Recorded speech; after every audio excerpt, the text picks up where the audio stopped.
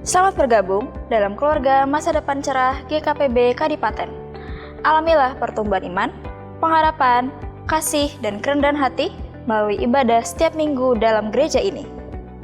Minggu ini, saudara belajar dari firman Tuhan tentang pengharapan yang semakin mendalam. Biarlah firman Tuhan selalu tumbuh dalam hati saudara setiap hari. Jangan saudara lewatkan altar doa yang akan diadakan secara online pada Senin 27 Juli 2026 pukul 5 pagi melalui link Zoom yang akan dibagikan melalui grup WhatsApp keluarga MDC Kadipaten. Marilah kita bersama-sama mencari Tuhan di awal hari dan alamilah hadirat-Nya yang mengubahkan dan memampukan kita menjalani hari-hari di sepanjang minggu yang akan kita lewati. Agar kita lebih memahami dan menghidupi firman Tuhan, setiap jemaat diajak untuk saling berbagi bagaimana menerapkan firman Tuhan dalam kehidupan sehari-hari melalui kesan kelompok saling memperhatikan yang diadakan setiap pertengahan minggu. Bagi saudara yang belum tergabung dalam komunitas kesan, jangan ketinggalan. Ayo, tumbuh bersama dalam kesan. Bagi remaja, jangan lupa untuk ikut kesan image yang akan diadakan secara onsite setiap hari Sabtu pukul 16.00 WIB di Graha MDC Kadipaten lantai 1. Di tengah kesibukan dan kerasnya dunia, Tuhan tidak pernah berhenti memanggilmu untuk kembali kepadanya. Jangan berjalan sendirian, alamilah hadirat Tuhan bersama saudara seiman. Bagi pemuda, datanglah dalam kesan Gideon yang dilaksanakan pada tanggal 27 Juli 2026 pukul 18.00 WIB. Bersama Tuhan bisa mengubah arah hidup kita untuk menjadi lebih baik. Dalam situasi bangsa saat ini, kita perlu mengharapkan kebangunan rohani atau revival terjadi atas Indonesia. Marilah kita tetap setia berdoa bersama melalui doa revival yang akan diadakan pada Jumat 31 Juli 2026 pukul 18.30 WIB di Graha GKPB MDC Kadipaten. Doa revival ini dipimpin oleh Kesan Image. Ayo bangkitkan kepedulian kita bagi bangsa dan negara melalui doa. Hadirilah ibadah minggu yang diadakan setiap minggu pagi pukul 8 WIB di Graha GKPB Kadipaten lantai 1. Sedangkan di lantai 2 ada ruang yang dipakai sebagai kebaktian anak atau Star Kids yang diadakan pada jam yang sama. Ajak anak-anak untuk belajar dan bertumbuh dalam iman bersama-sama. Memberi persembahan adalah salah satu disiplin rohani yang dapat membuat kerohanian kita bertumbuh di dalam Kristus. Oleh karena itu, berikanlah persembahanmu yang terbaik dengan penuh sukacita, baik melalui kotak persembahan yang tersedia maupun melalui nomor rekening yang tertera di layar. Berikut ini adalah tayangan kegiatan sepekan.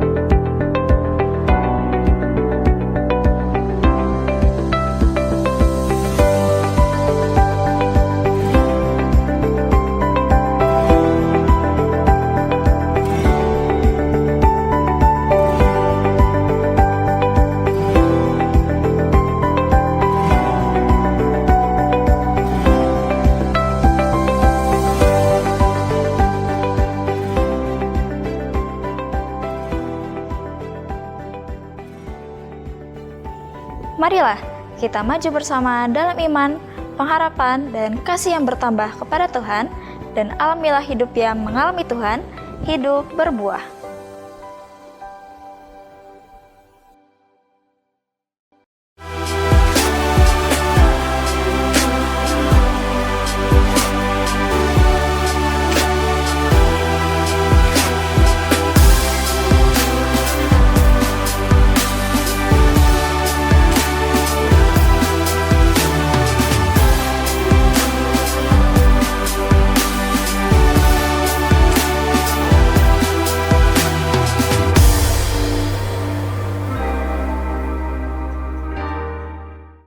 Jemaat yang dikasihi Tuhan, sepanjang bulan ini kita sudah banyak dibekali tentunya bagaimana tentang hal-hal yang semakin mendalam lagi. Yang pertama adalah apa yang harusnya semakin mendalam? iman. Dan minggu yang kedua apa yang disampaikan oleh Ibu Bonita? Kasih yang semakin mendalam.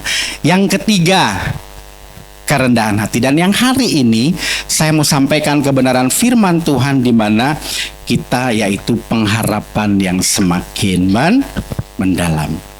Jemaat yang dikasih Tuhan, rupanya setiap manusia itu tentunya memiliki yang namanya pengharapan. Dan pengharapan merupakan sebuah kekuatan di mana setiap kita yang memiliki persoalan hidup memampukan setiap kita untuk tetap bertahan. Tetapi saya mau beritahu, kita dengan pengharapan bersama di dalam Tuhan bukan hanya sekedar bertahan, tetapi kita mau melewati setiap peristiwa itu bersama dengan Tuhan. Amin. Jadi kita tidak hanya bertahan Bapak Ibu, tetapi kita mau menerobos itu. Bagaimana persoalan demi persoalan datang silih berganti dalam setiap kehidupan kita. Bahkan kesulitan yang mungkin saat ini belum juga selesai. Dan bagaimana setiap orang yang sakit mungkin berpengharapan ingin namanya sembuh. Petani yang berharap menanam sebuah bibit tanaman, dia berharap hasilnya melimpah, bahkan lebih dari yang dia harapkan. Panennya berhasil, dan orang tua pun berharap bagaimana anak-anaknya supaya boleh mencapai pendidikan dan masa depan yang bagus, masa depan yang cerah. Dan bukankah setiap kita mengharapkan hal-hal yang baik itu terjadi dalam setiap kehidupan kita? Betul tidak? Pasti betul. Karena kita pasti tidak mungkin orang mengharapkan sesuatu yang gak baik. Ada di tempat ini yang mengharapkan sesuatu yang tidak baik. Dan saya percaya ketika saudara datang ke tempat ini pun pasti memiliki sebuah harapan. Saya percaya itu. Ya. Tetapi kita menyadari bahwa dan selalu kita berharap Tuhan menggenapi janji-janjinya di dalam setiap kehidupan umat yang percaya. Bahkan Tuhan segera menjawab doa-doa kita. Namun faktanya jemaat yang dikasihi Tuhan, tidak sedikit orang percaya kepada Tuhan juga mengalami yang namanya kehilangan pengharapan. Ketika doa-doanya belum dijawab, ketika pergumulan hidupnya tidak membuahkan hasil apapun dan seolah-olah masalah tetap muncul di dalam kehidupan kita. Bahkan mungkin juga yang sakit tak kunjung sembuh. Jemaat yang dikasihi Tuhan, muncul mungkin pertanyaan di dalam setiap kehidupan kita. Apakah Tuhan masih mendengar doa kita? Apakah Tuhan masih bekerja dalam kehidupan kita di saat-saat masa kelam itu? Dan saat inilah Bapak Ibu yang dikasihi Tuhan, iman kita diuji. Dan jemaat yang dikasihi Tuhan, saya berharap di tempat ini dan saya mengucap syukur sama Tuhan bahwa kita, iman kita tidak dilihat daripada situasi yang ada. Amin. Iman kita dibangun di atas relasi yang semakin mendalam bersama dengan Tuhan. Apakah iman kita ini dibangun di atas situasi atau keadaan itu, ataukah kita dibangun di atas keyakinan bahwa Allah yang berdaulat dalam setiap kehidupan kita? Pilihan ada di tangan setiap kita. Kalau saudara hanya melihat situasi, saudara dan saya hanya melihat keadaan, saudara jangan harap iman saudara akan terus bertumbuh. Dan pengharapan di dalam Kristus itu akan terjadi dalam hidup kita. Jemaat yang dikasihi Tuhan, Rasul Paulus menulis surat kepada jemaatnya di Efesus. Kita tahu beberapa minggu ini kita sudah dibekali bahwa Rasul Paulus ketika menulis suratnya ini dalam keadaan tidak baik-baik saja. Tetapi dia sedang mengalami yang namanya ujian di dalam penjara. Tidak ada alasan untuk Rasul Paulus berpengharapan. Karena kalau ngelihat situasi dia di dalam penjara, apa sih yang diharapkan di dalam penjara? Tapi ia juga dipenjarakan memberitakan Injil, memberitakan kebenaran. Namun yang luar biasa, di dalam penjara dia tidak menulis keluhan. Luar biasa ya. Ketika di dalam kesulitan, Rasul Paulus tidak menulis keluhan-keluhan, bahkan mungkin sumpah serapah. Tetapi dia menyampaikan satu doa dan pujian kepada Allah. Bahkan di akhir doanya Paulus mengatakan, bagi dialah yang dapat melakukan jauh lebih banyak daripada yang kita doakan atau pikirkan.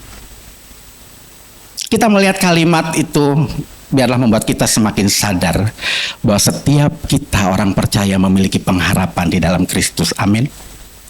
Pengharapan di dalam Kristus atau di dalam pribadi Allah itu sendiri tidak pernah mengecewakan kita. Dan dunia mengajarkan kita mungkin hari-hari ini untuk kita berpengharapan kepada kekuatan kita, atau bahkan mungkin kepada harta kita, anak kita, atau mungkin aset-aset yang kita miliki. Dan dunia hari ini mengajarkan itu. Tetapi kita bersyukur setiap kita orang percaya.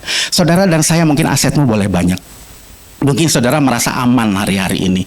Tenang aja, dunia saat ini sedang gonjang-ganjing dalam keadaan yang tidak menentu. Krisis yang sekarang dialami. Saya masih punya tabungan banyak. Emas batangan saya kilo-kiloan. Dolar saya pun banyak. Hey, semua itu akan lenyap. Semua itu tidak ada gunanya kalau kita tidak memiliki pengharapan di dalam Kristus Tuhan. Saya mau beritahu bahwa pengharapan yang sesungguhnya bagi setiap orang percaya adalah hanya kehadiran Tuhan dalam setiap kehidupan kita. Saya bersyukur bahwa firman Tuhan sepanjang bulan ini membekali, bahkan mengingatkan saya untuk saya lebih lagi mendalam di dalam Tuhan, lebih mencintai Tuhan lagi. Bahkan mungkin tidak sedikit juga orang yang memiliki pengharapan itu kepada kecerdasannya sendiri.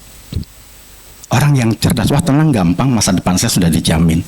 Karena saya pintar cari uang, saya pintar secara ilmu pengetahuan. Tapi saya mau beritahu juga pada pagi hari ini, semua itu sia-sia kalau kita menaruh harapan selain kepada Tuhan. Firman Tuhan mengajarkan bahwa pengharapan sejati hanya ditemukan ketika kita percaya bahwa Allah berdaulat dalam hidup kita. Kalau Allah sanggup menciptakan langit dan bumi, bukankah Allah juga sanggup memulihkan keadaan kita?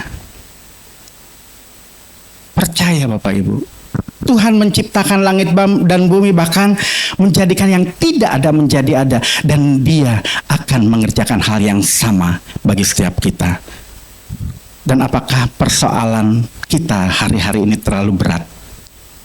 Apakah masalah kita hari-hari mungkin terlalu sulit sehingga kita sulit untuk melihat kuasa Allah bekerja dalam hidup kita? Tema kita pada pagi hari ini adalah pengharapan yang semakin mendalam, yaitu pengharapan yang bersandar kepada kedaulatan Allah, yang membangkitkan pengharapan yang tidak pernah mengecewakan. Mengapa tidak pernah mengecewakan? Karena Allah yang kita sembah, Allah yang tidak pernah berubah. Katakan kiri kanan, Allah yang kita sembah tidak pernah berubah. Luar biasa Bapak Ibu. Dulu, sekarang, dan selama-lama Allah kita tidak pernah berubah. Kasih-Nya, kesetiaannya, kuasa-Nya tetap nyata bagi setiap kehidupan setiap kita. Mari kita sama-sama membaca kebenaran firman Tuhan yang diambil di dalam Efesus pasal yang yang ketiga, ayat yang ke-20 dan 21. Saya undang untuk bangkit berdiri. Kita akan baca bersama-sama. Saya mau nanti yang pria boleh yang ayat yang ke-20 dan yang wanita yang 21. Kita baca bersama-sama. 3, 2, 1. Bagi Dia yang dapat melakukan jauh lebih banyak daripada yang kita doakan atau pikirkan, seperti yang ternyata dari kuasa yang bekerja di dalam kita. Silahkan ibu-ibu.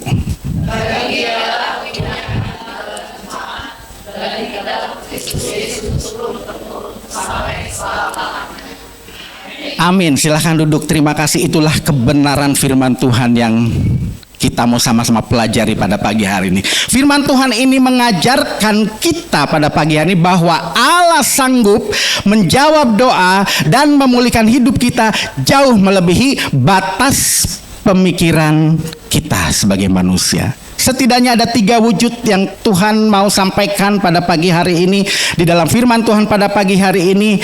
Bagaimana 3 wujud kedaulatan Allah yang membangkitkan pengharapan setiap kita orang percaya. Yang pertama yaitu kemampuannya melampaui kesanggupan kita. Sekali lagi kita baca sama-sama. Yang pertama apa? Kemampuannya melampaui kesanggupan kita. Di dalam Efesus pasal 3 yang 20b.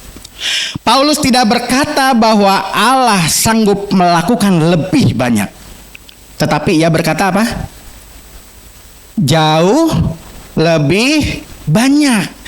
Artinya tidak ada batas bagi kuasa Allah. Pikiran kita terbatas, tetapi kuasa Allah tidak bisa dibatasi oleh pikiran kita. Dan seringkali kita membatasi Allah, cara kerja Allah dengan pikiran kita. Dan itu yang membuat kita sulit untuk melihat Allah bekerja dalam setiap kehidupan kita.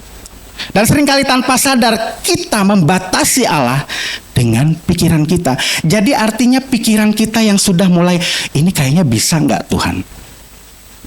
Tuhan, saya mampu nggak melewati ini? Saya sanggup nggak mengatasi setiap persoalan yang datang? Pikiran kita sudah terprogram seperti itu, sehingga kita tidak bisa melihat kuasa Allah yang sempurna itu dinyatakan dalam kehidupan kita. Jemaat yang dikasihi Tuhan, mungkin kita berkata, kalau saya atau anak muda ya mendapatkan pekerjaan yang bagus, saya akan bersyukur kepada Tuhan. Seorang suami mungkin berkata, kalau seandainya istri saya bisa taat kepada saya, wah, saya akan bersyukur. Ataupun sebaliknya seorang istri, kalau seandainya suami saya berfungsi sebagaimana mestinya sebagai imam di tengah-tengah keluarga, saya akan naikkan syukur di hadapan Tuhan. Tapi saudaramu tahu, pada pagi hari ini kita belajar bahwa Tuhan jauh bekerja lebih daripada yang kita doakan.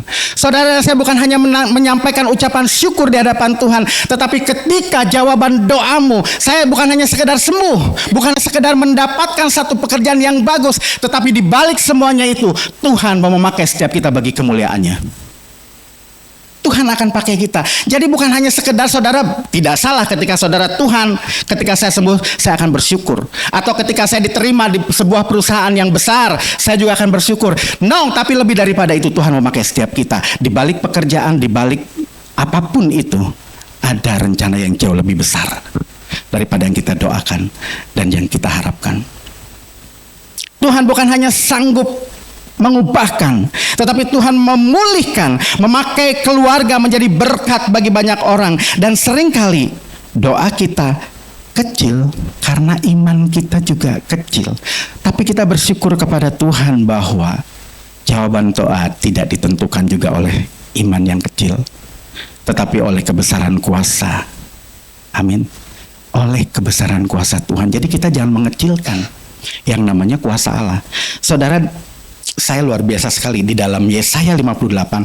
Sebab rancanganku bukanlah rancanganmu, dan jalanmu bukanlah jalanku. Demikianlah firman Tuhan. Saya ketika membaca firman ini, jemaat yang dikasihi Tuhan, bagaimana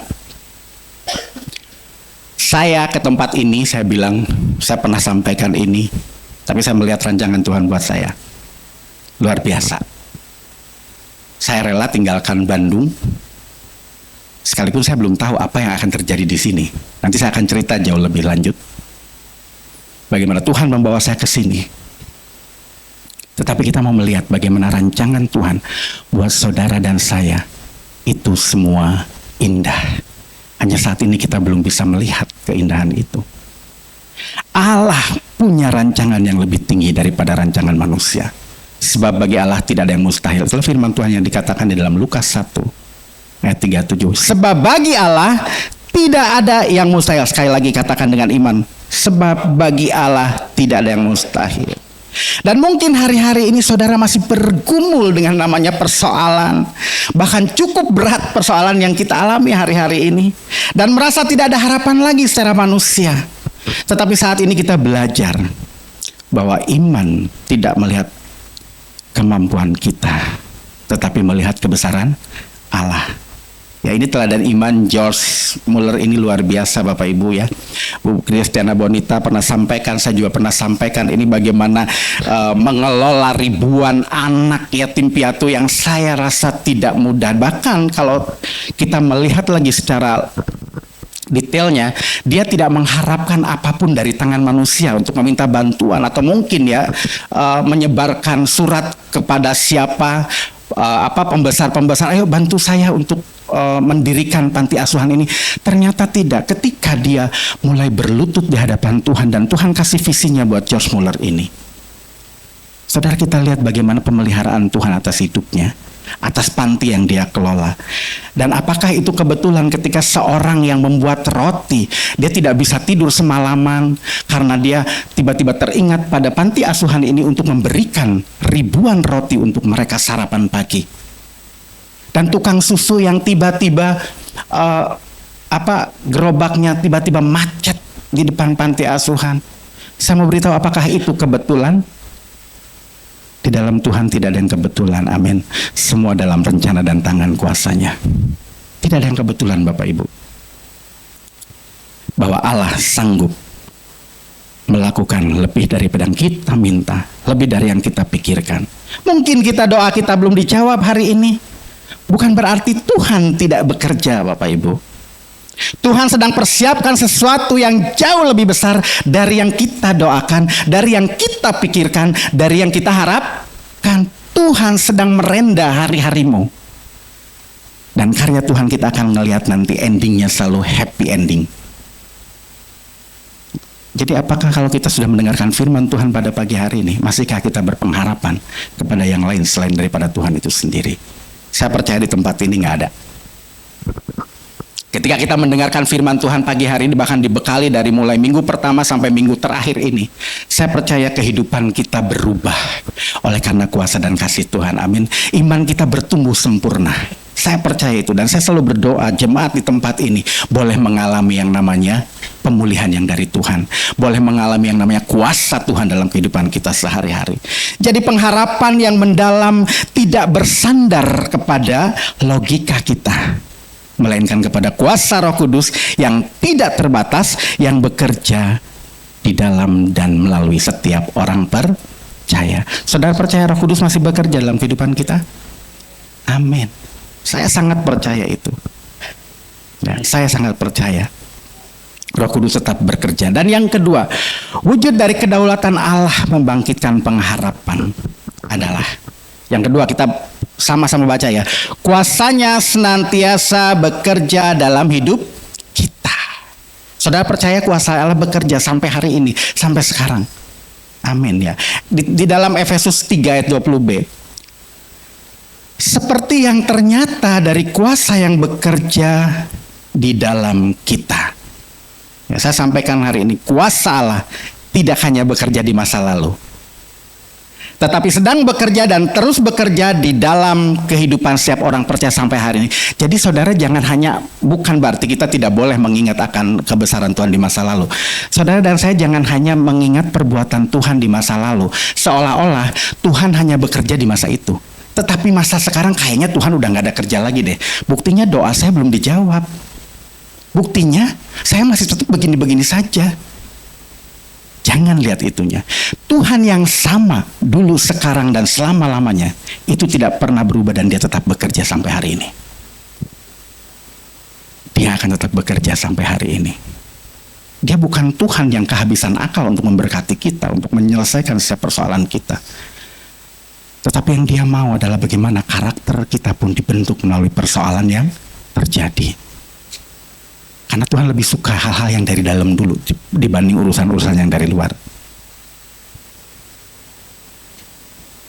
Paulus tidak berkata kuasanya pernah bekerja atau akan bekerja, tetapi ia memakai kata yang menunjukkan bahwa kuasa Allah terus bekerja.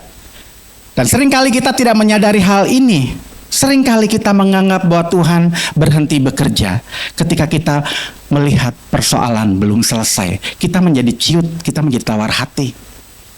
Kita udahlah gak usah doa-doa lagi. Toh saya melihat bahwa Tuhan diam aja. Tuhan pilih kasih. Ada banyak orang yang mungkin dijawab doanya, kok ke saya enggak. Kita mau belajar hari ini. Kalau kita mau melihat kehidupan Yusuf, saudara tahu Yusuf seperti apa? Apakah Tuhan bekerja dalam kehidupan Yusuf? Bekerja sampai akhirnya endingnya happy. Ya. Daud ketika dikejar Saul, apakah Tuhan diam aja? Tuhan tetap bekerja. Daniel masuk gua singa, Tuhan berhenti bekerja? No, Tuhan masih tetap bekerja. Dan seringkali kita hanya melihat penderitaannya. Betul? Kita secara jujur, saya pun sama. Ketika saya melihat persoalan, saya seringkali tidak melihat kebesaran Allah. Kenapa? Saya hanya lihat betapa besarnya masalah yang sedang saya hadapi. Akhirnya apa yang terjadi? Saya berputar-putar di masalah itu. Kenapa? Karena saya lupa ada Tuhan yang lebih besar dari masalah saya. Dan itulah yang seringkali terjadi di dalam kehidupan setiap kita sebagai orang percaya. Orang hanya melihat kepada sebuah persoalan, orang hanya melihat kepada sebuah masalah yang begitu besar, dan seolah-olah masalah itu tidak dapat diselesaikan. Dan kita lupa bahwa kita punya Tuhan yang berkuasa atas persoalan kita. Punya Tuhan yang sanggup menyelesaikan masalah kita. Kita seringkali lupakan itu. Betul apa benar? Sehingga yang terjadi apa? Keluhan yang keluar, keputusasaan, bahkan mungkin sudahlah, saya tidak mau kekesan lagi, saya tidak mau ke gereja lagi karena masalah saya tidak selesai. Hei, saya beritahu pada pagi hari ini, Dia Allah yang sama akan menyelesaikannya bagi kita. Tidak ada perkara yang terlalu sulit buat Tuhan. Jangan selalu melihat kepada penderitaan. Jangan selalu kita melihat kepada besarnya persoalan. Roma 8 ayat 28 dikatakan di sini. Kita tahu bahwa Dia turut bekerja dalam segala sesuatu, bukan hanya satu persoalan ya. Dia turut bekerja dalam segala sesuatu demi kebaikan bagi orang-orang yang mengasihi Allah. Saudara dan saya patut dipertanyakan, apakah kita masih mengasihi Allah hari-hari ini? Jadi kalau di firman Tuhan ini bagi mereka yang mengasihi, artinya bagi mereka yang tidak mengasihi Allah, kira-kira Allah bekerja enggak? Saya percaya Allah tetap bekerja dengan caranya, tapi jelas pasti dengan cara yang berbeda. Saya melihat ini, kalau kita mau melihat, kita tahu sekarang. Sekarang artinya sekarang nih, kita sudah melewati yang kemarin-kemarin, betul? Karena kita ketika ada masalah, Bapak seperti yang tadi saya sampaikan, ketika ada persoalan datang, yang kita lihat adalah persoalannya, penderitaan yang kita lihat. Tetapi bagaimana kita saat ini berkata, saya tahu sekarang bahwa Tuhan bekerja untuk mendatangkan kebaikan. Ketika kita selesai dengan itu, kita lihat, wow, kita boleh berbangga. Ternyata Tuhan sampai sejauh ini loh bawa saya. Saudara dan saya, kalau kita mau melihat ke belakang, saya sampaikan tadi, saya baru tahu sekarang, firman Tuhan ini mengingatkan saya baru tahu sekarang kenapa Tuhan bawa saya ke Kadipaten. Bukan hanya sekedar soal-soal rohani, tapi juga persoalan-persoalan di dalam kehidupan saya. Tapi saya berbicara pada pagi hari ini, saya baru mengerti rencana Tuhan, di mana saudara,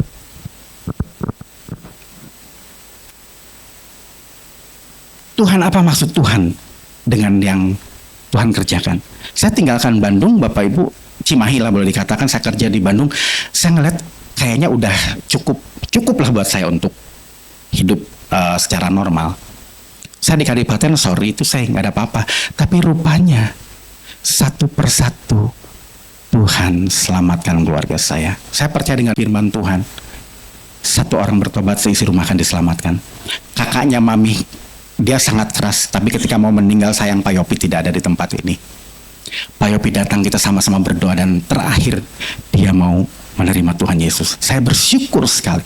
Yang kedua, kakaknya Mami lagi, istri dari Abah yang aku panggil itu. Saya ingat sekali Mak Imo, ada Pak Royke, terakhir kita berdoa. Dan saya percaya sampai sebelum meninggal dia katakan, Abed, saya mau ikut kamu saja, tetapi semua tidak jangan ikut saya bilang, ikut Tuhan yang saya sembah.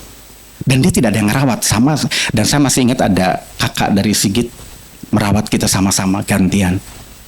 Anak-anak angkatnya. Ini maksud Tuhan, kok saya bisa ditempatin di Kadipaten. Dan ketika saya melihat sekarang, Tuhan, betapa rencana Tuhan buat saya luar biasa. Sekalipun mungkin saya tinggalkan kenyamanan di Bandung, saya tinggalkan rasa-rasa yang maaf boleh enak lah di Bandung daripada di sini.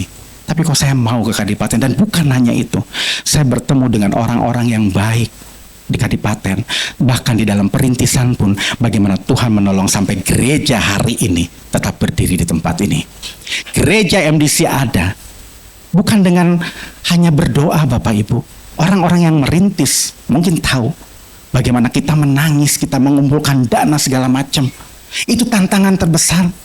Kita diusir ke sana ke sini. Saya ingat sekali almarhum datang sama Pak Matius, datang ke rumah saya. Saya bergabung dengan satu MDC Kadipaten. Saya dipertemukan dengan orang-orang baik, orang-orang yang mencintai Tuhan. Orang baik pasti tulus Bapak Ibu. Dan bagaimana saya Matius, almarhum Ibu Trisya, itu saya dua itu yang lainnya belum karena waktu perintisannya. Ibu Poni palingnya, Ibu Yani belum belakangan ya waktu itu. Saya bertemu dengan mereka, benar-benar saya merasakan bagaimana tangan Tuhan bekerja, apalagi untuk melayani Tuhan ya. Saya nggak pernah hitung-hitungan. Orang-orang yang tulus. Saudara tulus? Tulus yakin? Saya pinjam 100 Bapak Ibu. Iya, kalau tulus saya pinjam 100 lah, lumayan buat traktir. Berapa orang di sini yang tulus? Puji Tuhan gak seperti itu ya. Ya kita sama-sama melihat bagaimana kita tahu sekarang kalau saat ini jemaat Tuhan duduk di tempat ini dengan ruangan AC, kursi yang empuk. Saya boleh melihat dulu, waduh, kita beribadah ada tikus. Oh di sini juga ada ya, masih ya. Tempat yang tidak nyaman. Dan saya ngerasa putus asa ketika saya pematus semua. Ini jemaat udah ampun. Ada yang pundung lah, tetap datengin lama-lama. Aduh sudahlah, kalau memang dia punya Tuhan dia akan kembali ke kita. Dan ternyata benar, banyak orang yang bertanya, Ibu Yani mulai, waduh luar biasa. Jadi kita melihat, kita tahu sekarang, jadi yang lalu, yang sudah lewat, kita baru, oh Tuhan, bersyukur. Segala hormat kemuliaannya bagi Tuhan, amin. Kita gak akan pernah tahu di balik setiap persoalan yang terjadi, yang Tuhan mau, kita manut saja, sudah nurut apa aja yang kata Tuhan. Bagaimana kita juga, ngalamin yang namanya hal-hal yang tidak mengenakan ya. Tetapi bersyukur bahwa kita tahu hari ini saya bersuka cita Pak Royke datang mengembalakan ganti siapa? Almarhum Ibu Trisya. Itu semua bukan kebetulan Bapak Ibu, tetapi semua bagian dari rancangan Tuhan atas MDC di tempat ini. Jadi sekali lagi jangan melihat kepada penderitaannya. Saya belajar hari-hari ini, ketika ada masalah saya nggak mau melihat masalahnya Tuhan, saya hanya mau melihat Tuhan. Jadi bersyukur ada kekuatan yang Tuhan berikan dalam kehidupan kita. Jadi jangan cepat menyimpulkan Bapak Ibu, kayaknya Tuhan gak bekerja. Jangan ya. Jangan negatif thinking sama Tuhan. Jangan. Tuhan gak pernah salah. Dia selalu bertindak tepat sesuai waktunya. Jadi di dalam hidup kita seringkali kita berdoa berharap dengan batasan logika kita. Dan seringkali kita membatasi Tuhan. Cara berpikir kita, bertindak kita, solusi-solusi yang diambil. Tapi hari ini Rasul Paulus mengingatkan untuk kita mendobrak logika berpikir kita yang manusiawi. Dan kita akan membawa jemaat kita untuk datang menyembah kepada Tuhan yang tidak pernah berubah. Yang ketiga Bapak Ibu. Yang ketiga, kemuliaannya tidak pernah berubah. Jadi kedaulatan Allah yang membangkitkan harapan adalah kemuliaannya tidak pernah berubah. Jadi terkadang kita melihat bagaimana kehidupan kita ya. Seperti tadi saya sampaikan bahwa kadang-kadang doa kita tidak sesuai dengan ekspektasi kita. Ya. Dan kita saat-saat ini kita mau melihat bagaimana Rasul Paulus menutup doanya. Dia tidak berbicara tentang dirinya sendiri, bahwa ini semua karena saya, atau mungkin saya, Pak Matius, ini semua karena saya di tempat ini ada MDC. Enggak. Kita melihat semua karena kemuliaan Tuhan. Bagi dia, oleh dia, untuk dia, dan selama-lamanya. Jadi apa yang harus kita banggakan? Tidak ada yang perlu kita banggakan, karena semua itu karena anugerah Tuhan. Jadi pengharapan yang mendalam, Tuhan selalu punya cara dan rencananya. Bahkan ketika kita sudah kehabisan kata-kata di dalam doa. Ya. Sekali lagi bahwa Paulus tidak membicarakan tentang dirinya. Paulus memahami bahwa tujuan akhir dari segala sesuatu bukanlah kenyamanan. Tujuan akhir kita sebagai orang percaya bukanlah kenyamanan, tetapi apa? Memuliakan Allah. Jadi kalau saudara dan saya mengalami persoalan, kita lihat endingnya adalah untuk memuliakan Allah. Jadi saudara bersabar. Saya mau sampaikan bersabar. Apalagi hari-hari ini kalau saya melihat keadaan saya, udahlah benar-benar diuji. Sebagian mungkin sudah tahu semua. Tapi saya mau melihat Tuhan belum selesai dengan saya. Masih ada rencana yang Tuhan belum genapi dalam hidup saya. Betul Bapak Ibu. Apalagi kalau jujur ya, setiap kita yang jualan lah hari-hari ini, kan kadang-kadang up and down ya. Tidak bisa ditentukan.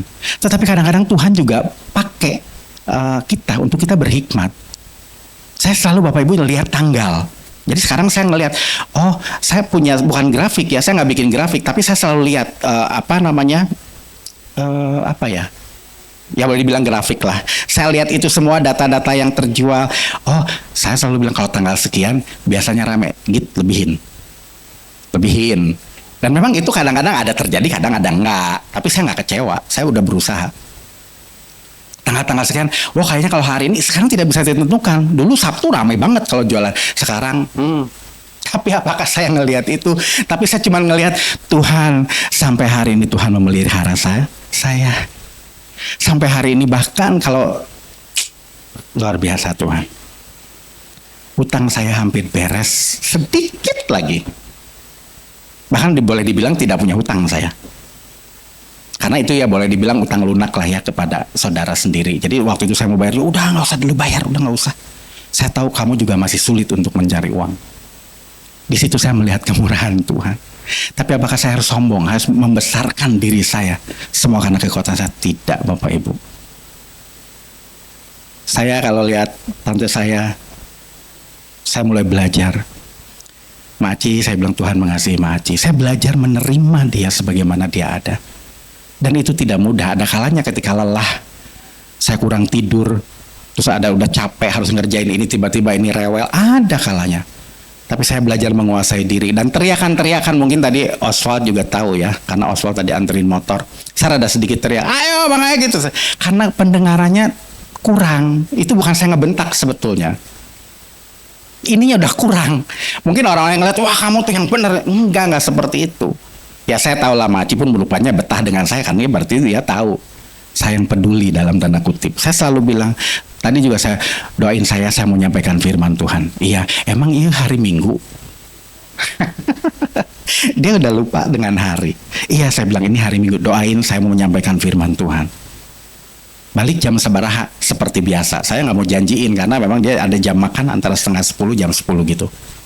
Seperti itu Bapak Ibu. Jadi jangan kita membanggakan diri hari-hari. Kalau masalah kita selesai dan tujuan akhir kita, sekali lagi saya sampaikan, bukan kenyamanan.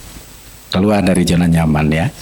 Tapi semua karena untuk kemuliaan Allah. Ketika Tuhan sembuhkan kita, namanya dia dimuliakan. Ketika Tuhan selesaikan persoalan satu persatu, nama Tuhan dimuliakan. Amin. Jadi itulah sebabnya pengharapan dalam Tuhan itu tidak tergantung pada situasi tertentu, tetapi tergantung kepada Allah.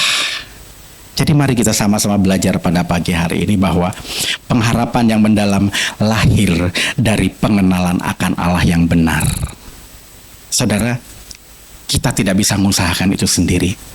Semua pekerjaan Roh Kudus atas kuasa kebangkitan Tuhan. Bukankah itu pengharapan yang sesungguhnya dari setiap kita?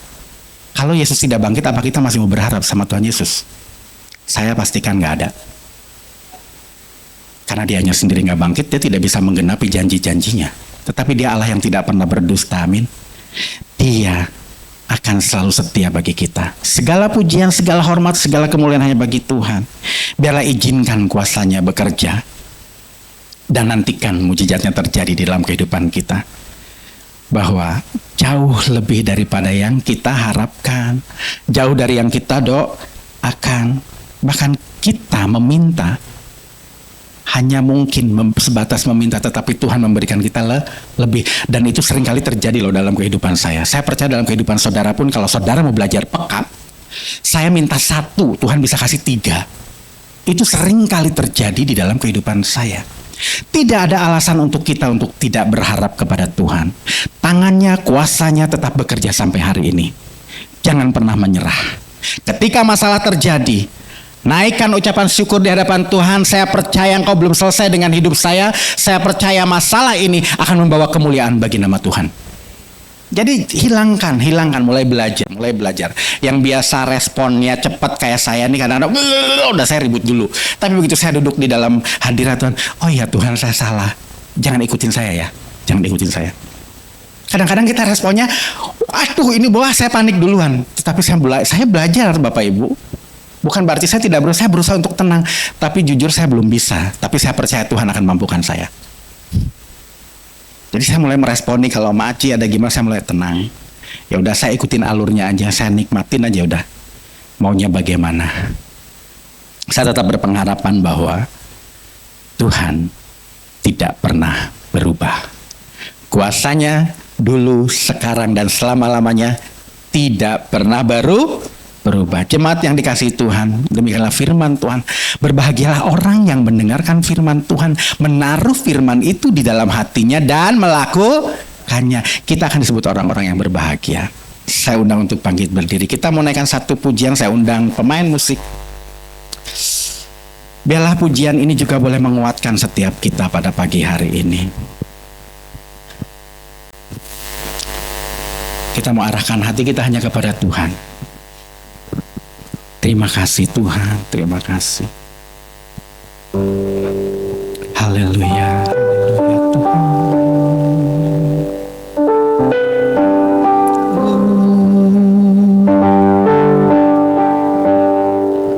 Terima kasih Tuhan.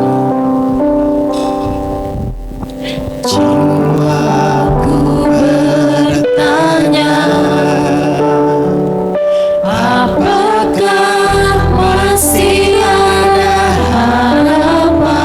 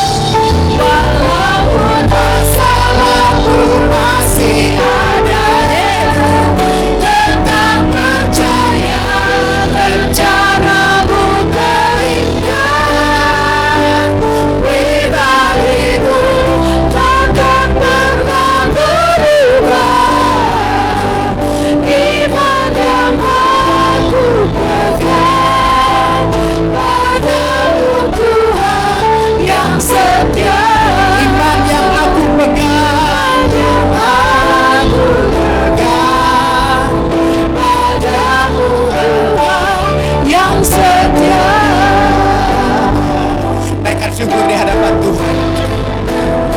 Naikkan syukur di hadapan Tuhan. Dialah satu-satunya pengharapan kita.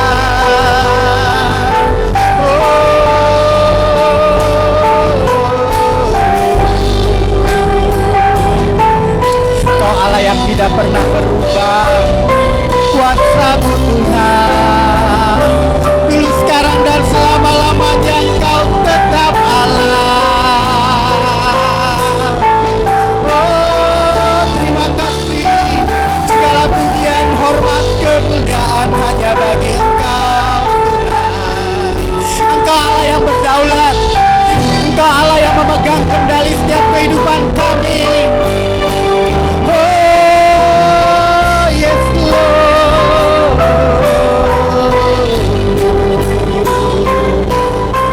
Haleluya, haleluya.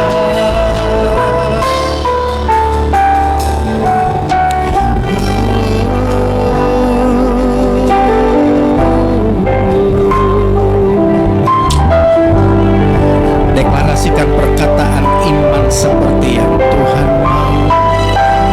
Katakan kepada Tuhan pada pagi hari ini, Tuhan, aku percaya masalahku selesai. Tuhan, aku percaya Engkau berdaulat atas seluruh kehidupanku. Katakan itu di hadapan Tuhan. Dia mendengar, bukan hanya sekedar mendengar, tapi jauh daripada yang kita doakan, jauh daripada yang kita harapkan. Dan Dia memberikan itu bagi setiap orang yang mengasihinya. Bawa setiap kami Tuhan, untuk kami semakin mendalam berpengharapan di dalam Engkau. Untuk relasi kami Tuhan semakin dalam lagi dengan Tuhan. Bawa setiap umat-Mu Tuhan untuk melihat bagaimana kuasa Allah itu disempurna dinyatakan dalam kehidupan umat-Mu. Bawa umat-Mu untuk tidak selalu melihat kepada persoalan yang terjadi atas setiap kehidupan umat-Mu. Tetapi Tuhan, ingatkan kepada setiap kami bahwa Engkau Allah yang tidak pernah berubah. Dulu, sekarang, dan selama-lamanya kuasa-Mu Tuhan nyata bagi kehidupan umat-Mu. Arahkan hati umat-Mu hanya kepada Engkau Tuhan. Jangan biarkan umat-Mu terlena dengan apa yang mereka miliki Tuhan. Pengharapan-pengharapan yang semu yang bukan dari Tuhan runtuhkan di dalam nama Yesus Tuhan. Tetapi biarlah kami memandang Engkau satu-satunya pengharapan kami. Allah yang berdaulat, Allah yang tidak pernah berubah, Allah yang memberikan semuanya bagi kami, Allah yang menciptakan dari yang tidak ada menjadi ada. Itu yang sedang Tuhan kerjakan di dalam nama Yesus. Dan itulah yang sedang Tuhan rangkai hari-hari kami Tuhan. Terima kasih Engkau tidak meninggalkan umat-Mu.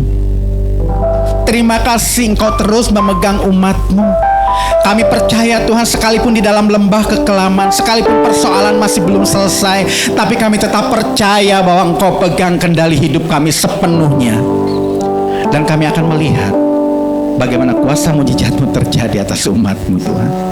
Terima kasih bahwa kami memiliki pengharapan yang lebih dalam lagi. Ampuni kami Tuhan, kalau kami melihat keadaan itu sebagai satu beban bagi kami. Ampuni kami Tuhan. Kalau setiap keadaan terjadi keluh kesah yang keluar Tuhan. Tapi mulai hari ini Tuhan, kami mau belajar memperkatakan firman-Mu, memperkatakan kebenaran-Mu. Dan kami percaya ada kuasa Allah terjadi dalam kehidupan kami. Hamba-Mu selesai Tuhan dalam berbicara. Kami percaya Engkau akan terus bekerja. Engkau berkarya atas setiap umat-Mu Tuhan. Dari saat ini sampai selama-lamanya Engkau yang memimpin, Engkau yang menuntun, bahkan Engkau yang memberkati setiap umat-Mu. Terpujilah Engkau ya Bapa. Segala pujian, segala hormat, dan segala kemuliaan hanya bagi Engkau. Di dalam nama Tuhan Yesus, setiap yang berpengharapan katakan amin. Tuhan Yesus memberkati. Silakan duduk.